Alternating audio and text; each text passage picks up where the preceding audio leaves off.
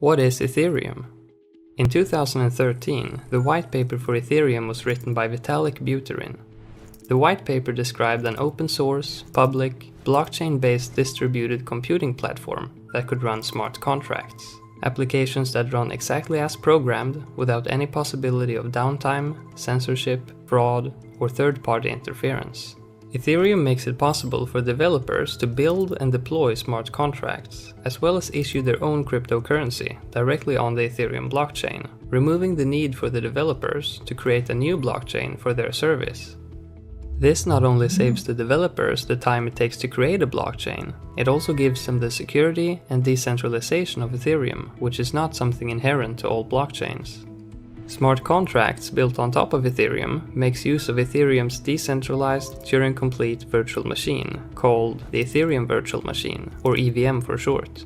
This is the part of the protocol that actually executes the smart contracts, or scripts.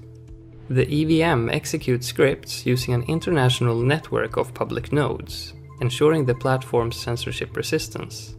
Scripts or smart contracts on Ethereum are written using a new programming language built specifically for Ethereum called Solidity.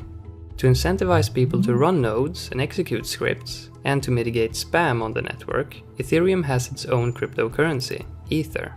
When you make an operation on Ethereum, you need to pay an execution fee. The execution fee you pay is called gas and is priced in Ether.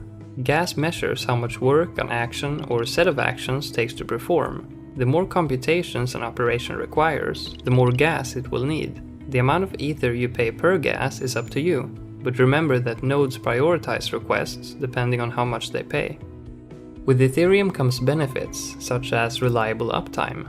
If a company's server were to break, their service would stop working. Whereas if any given node on Ethereum stopped working, there would be many more around the globe keeping the service online. And the same goes for censorship.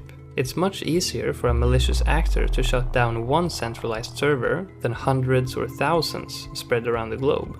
This protects the service, making sure it's always available for everyone in any part of the world.